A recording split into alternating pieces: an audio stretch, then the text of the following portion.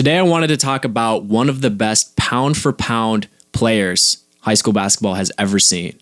Joe had this player as his 5th best high school mixtape he has ever watched, and I had it as an honorable mention for my top 5. Let's talk about Aquille Carr and where he is now.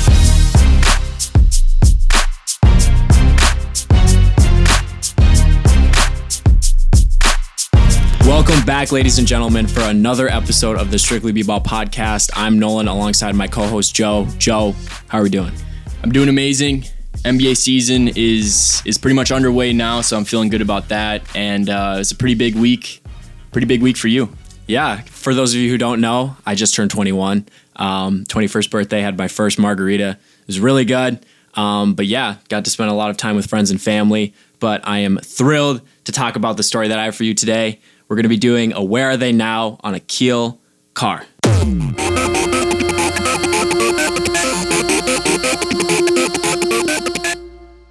It should be undisputed at this point. He's a high school legend. Joe had Aquille Carr as his fifth out of all the high school mixtapes. This was the 5th best one, you said. This was an honorable mention for me. And you can make the argument that he's the best pound for pound high school player ever. And you can make the argument that he's one of the best pound for pound basketball players ever. That might be a reach. He's 5'6". Okay. He is 5'6", and you look at all the other players that are shorter. I mean, 6 foot is kind of a huge height difference, but that might be a little bit of a stretch. Muggsy Bogues, Spud Webb, but I mean, there's only that's a fair point. It is a fair point. Okay, so breaking down his highlights, the man was just a walking highlight reel. Like, he had it all. Well, not had it all, but he was a point guard who stood at just 5'6", like I mentioned. And he had some of the quickest handles you'll ever see. He was super flashy, crazy assists, crazy passing ability as well. And he showcased that in all of his highlights. And he actually had a 48-inch vertical. The kid had bounce. He could dunk pretty well. I don't know if he was throwing down like crazy dunks. I didn't see anything too special in his mixtape. But he had 48 inches is the record at the NBA draft combine. Really? So, yeah. Keon Johnson just set that this year. Huh. Interesting. So, he would have the record. He would have the record. But nonetheless, I mean, it's a 5'6" player that's able to dunk. He's able to throw it down. So he's super athletic as well. And I'm actually going to have you guess. With all our Where Are They Nows or the players that sort of haven't panned out, you don't see a lot of stats or high school stats. You just see the mixtape itself. So I want you to guess, how many points do you think he averaged in high school? We'll say his senior stats. Okay. Because you see the highlights, but you don't necessarily know how many points or what they average. I feel like it's a lot just because you're asking me. Yeah. I know it's really hard to guess because it depends on who his teammates are and stuff like that. Because I know Patrick Beverly averaged 38 points in high school. Yeah. So you never know, even if the guy like Pat Bev, who is in the NBA, don't really see him as an offensive player. I'll say 30 points per game. I could see that. That was a really good guess. His senior season, he averaged 31 points per game. Okay. 6 assists per game. But this might be the most impressive out of all of them. 5 steals per game. He averaged 5 steals per game. That's incredible. And his nickname was the Crime Stopper. He's nicknamed the Crime Stopper. His coach said, "The crime in East Baltimore probably goes down during our games." That's how much hype was around him. That is a very unique. It is a very interesting. It is a very unique nickname. And yeah, like I said, the reason why he got that nickname is because so many people in East Baltimore would come to the games and watch him, given his popularity and how good of a player he was, that the crime probably went down. That's not a fact or anything. And ironically, I wanted to mention a few things before we get into where he actually is now. I wanted to mention that, ironically, he was arrested for domestic assault charge and put in jail on a $50,000 bond. So that's kind of ironic. I just thought it was funny to mention. It's too bad. He's called the Crime Stopper, but then he was arrested for a crime. Anyways, we're moving on. So he actually played, another fun fact about him in high school, he played in a tournament in Italy, and this was during his junior year, and it was a junior international U.S. team. He led them to a gold medal, averaging 40 points per game. Wow. He averaged 40 points per game in this tournament in Italy, and as a result, he was offered a $750,000 contract to play for an Italian team. And keep in mind, he's a junior in high school. He hasn't graduated high school, and if I'm not mistaken, this is the biggest contract, a European contract offered to a player that has not graduated high school. He's offered $750,000. This is before the days of overtime elite nowadays. That is insane because keep in mind this was the early 10s. I believe it was 2011 or 2012. Aquille Carr, around that. a 5'6" high school player, was offered $750,000 based off of his tournament performance. When he should have dropped everything and taken that. Yeah, we're gonna get into that a little bit more because I mean you don't know where he is now. You don't really know besides high school, right? I have no idea where he is now because I mean we've done a lot of them, and this is one of the guys we talked about a Where Are They Now video on. Yep. But I have not researched it at all. So hearing that I guess turned down a $750,000 contract. Yeah. All right, let's get into it. Let's get straight into it. So that's a little bit Where's he at now? Yep, we're going to get into where he's now. I just wanted to give some quick little facts or little fun facts about him. So he ended up deciding to obviously he turned down that contract. He was a junior in high school. He turned it down to return to to return to high school ball. Yep. And he ended up deciding not to play in college and just go straight playing professionally. He was verbally committed to Seton Hall. You know, he could have played D1 ball, but he decided to just start playing professionally. And I actually don't know if he did or not, but he wanted to play. He played in China or wanted to play in China. That's where the direction of his career was headed. Okay. But then he actually was drafted by the Delaware 87ers in the third round of the 2013 D-League draft. Really? Yeah, he was. So he actually was in the D League. Well, now it's the G League, but he was in the D League for a little bit. And he ended up being released in 2014. And this was after he didn't get as much playing time as he wanted. It was kind of like, I feel like it was like a mutual agreement, but the reason why they parted ways is because he didn't get enough playing time. But in 14 minutes a game, he averaged 11 and 2.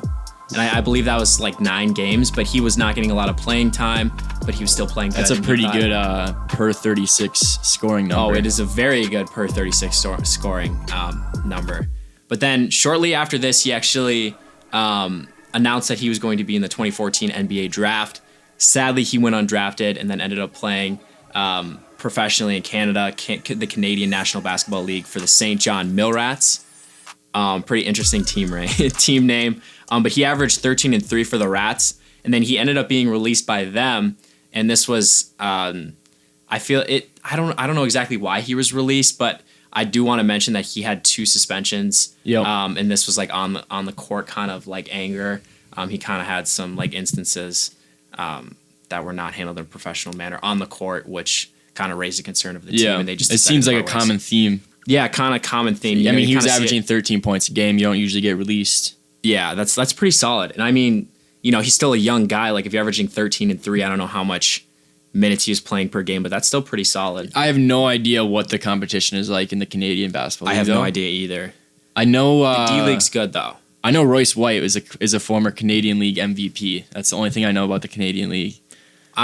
I'm willing to bet the D League or the G League now is a much. Well, yeah, I think the Canadian League is probably below China and EuroLeague. Obviously, the G League, I think it's probably a small step down from those leagues. Yeah, I would assume so.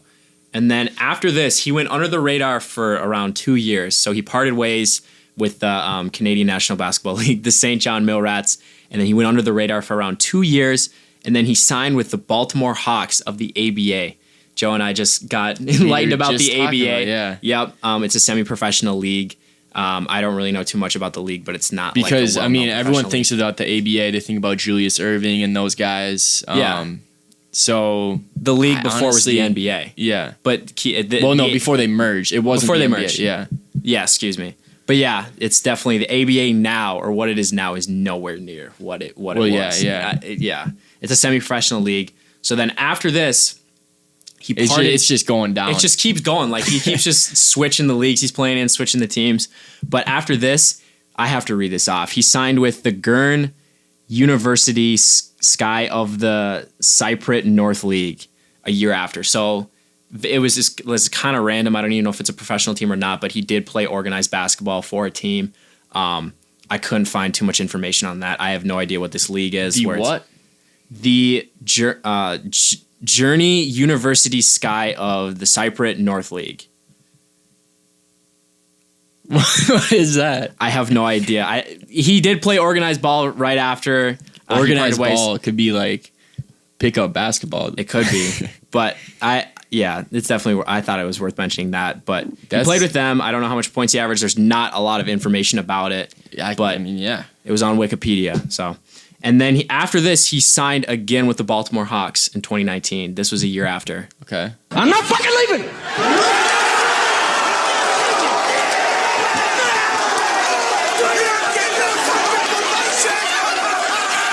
The show goes on. And then he played with them for a little bit. He actually played pretty well for them. I think he had a 60-point game or whatever, which was the most in ABA history, or the most in the team, the franchise, the Baltimore Hawks. The new Hawks ABA history. team? Or The new ABA. Started in like 2000 or something. Yep. Yeah. Yep. So then after this, that's kind of like the last we've sort of seen of him playing organized ball. If you go on like Ball is Life's YouTube channel or probably their Instagram as well, you'll see like the occasional Aquille Carr playing someone 1v1. Yeah. I've seen Aquille Carr. He still kind of has that popularity. He still has that popularity. They kind of like, you know, his name is so recognizable in the basketball community where they kind of utilize that. He's playing against pro ballers, like, okay, like this is good footage for us. But he's still competing with them and still playing. And he's a pretty guy that I feel like with his scoring ability, I mean, he dropped 60 in an ABA game. Yeah.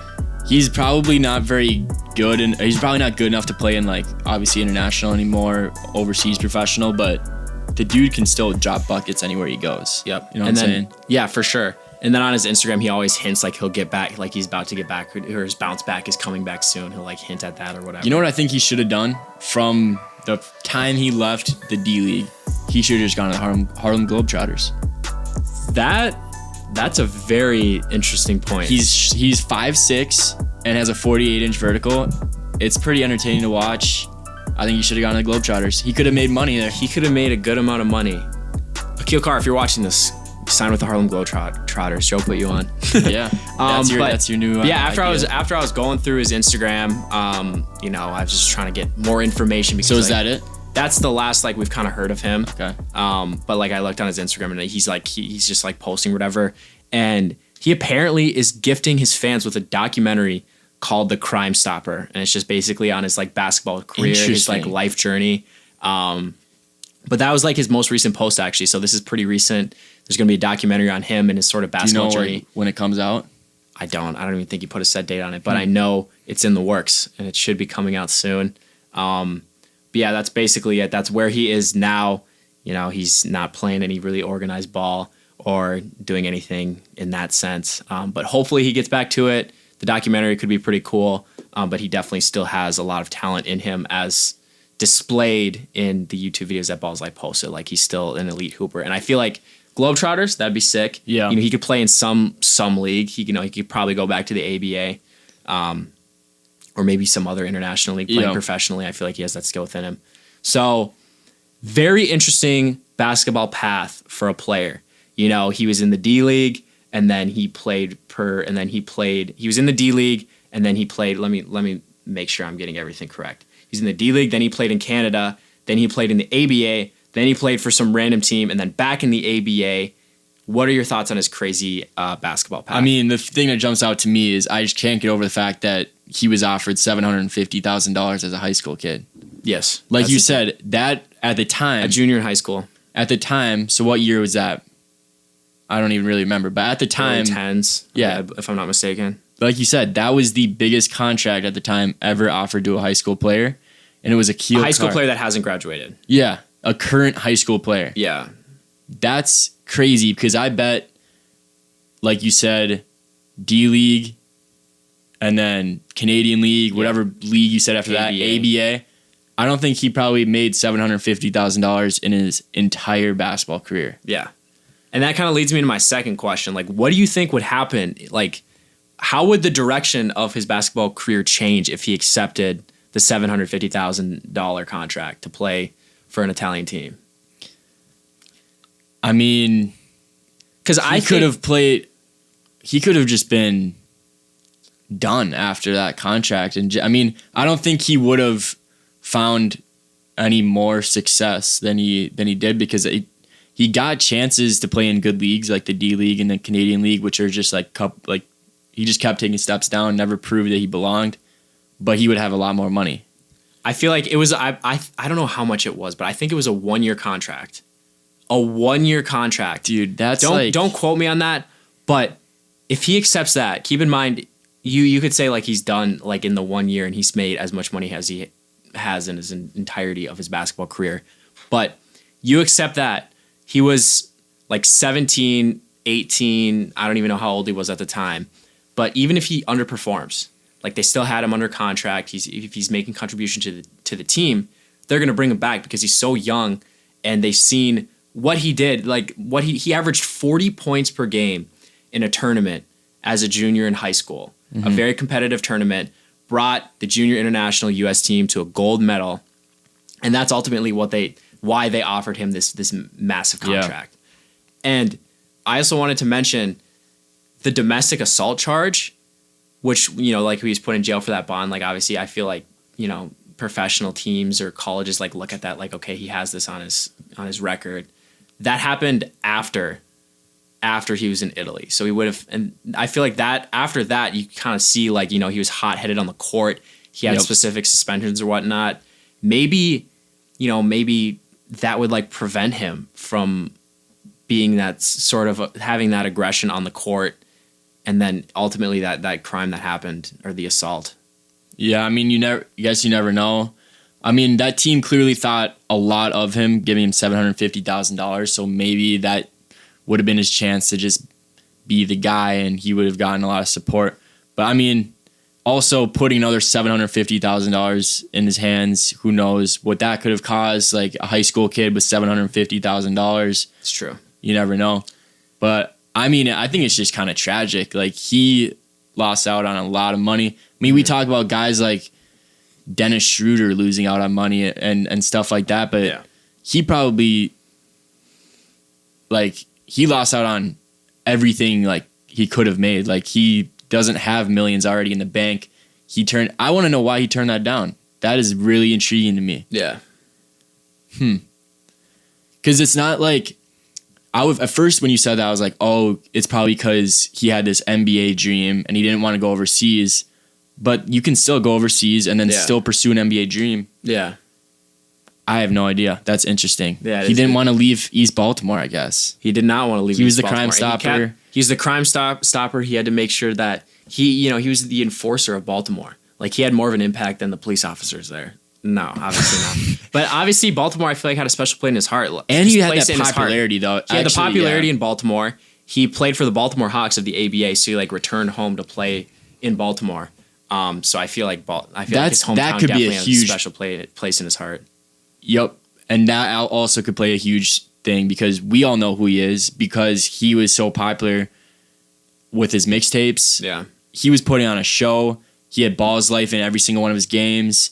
He would have left that and nobody would have been on his games. There would have been 50 people in the gym in some professional league in Italy. Maybe. I don't know what exactly team he would have been on, but he was, I guess, giving up a lot and he chose the popularity and being on Ball's life and maybe an NBA dream over $750,000. That's too bad. Yeah, it'd be interesting to see how different. I want to know how much he made though, just kind of like out of his popularity. I feel like nowadays, I know it wasn't long ago, but like if that exact type of mixtape was coming out right now, and he had that hype, he probably would have made more money, like doing social media stuff and like the Mikey Williams of the world making a ton of money. Now with like Mikey signed like a $1 million NIL deal and stuff like that. So I guess, I don't know. I wonder how much he made, but yeah, that is too bad. Mm-hmm, for sure. And then kind of, I mentioned it earlier on, like it was like one of the first things I mentioned, the argument that you could say he's the best pound for pound high school basketball player. You could say that. You could make that argument. So who do you think is the best pound for pound player in NBA history? You mentioned Muggsy Bogues. Muggsy Bogues. You think Muggsy Bogues? Easy. Wait, no. I mean, that's the most extreme example, but the true answer is Allen Iverson. That's who I was going to say too. Allen Iverson. Yeah. No, yeah. There's some definite names that come to mind for me. And we mentioned two very big ones. Like Muggsy Bogues is an extreme case. Isaiah Thomas. Yes. Spud Webb. Yep. Nate Robinson. Yeah. And then that's kind of those are the only ones that really come to mind. And then obviously, Allen Iverson and Muggsy Bogues. Yeah. I said Muggsy Bogues just because it's hard to compare Allen Iverson and Muggsy Bogues. But the fact that Muggsy was 5'3", remember we saw him at All-Star Weekend. Remember that? We saw him like sitting. He was at like some booth. Did you see that? I don't think I did. I wish I did. And he is just like, you can picture someone being 5'3", but the fact that I saw him standing up, and it's ridiculous. He's so short. I mean, I looked at him and I was like, that dude played in the NBA.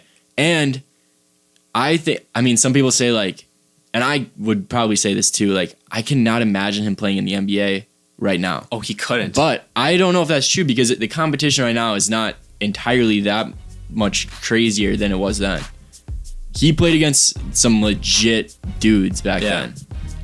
Him and then AI. Like, who was it? There was some quote that was like, Michael Jordan is the greatest player of all time because Allen Iverson wasn't 6'6". Yeah, I've heard that quote before. So, and by the way, I think LeBron James is the greatest player of all time, but I do too. But yeah, Allen Iverson is a very good one. That's a good question though. For sure. High school wise though, it's hard to say. I mean, it is really hard to say. Trey Jefferson, I'm a big Trey Jefferson it's guy. Not Aquille Carr. What do you mean it's not Aquille Carr? Who else? I mean, it's probably difficult. He had the mixtape, but like he wasn't. He averaged. I guess he 31, 6, and 5. And he had a 48-inch vertical. He's 5'6". Well, yeah. Muggsy Bogues was a high school player once. Wasn't he on a really solid team? He was on one of the best teams of all time. We briefly mentioned that in the first episode. Like, yeah, we did. It was his Dunbar High School was the name of his high school, and they were undefeated, and they had a couple other NBA guys. Reggie Lewis. I wonder what he averaged. Probably a lot. Muggsy? Yeah.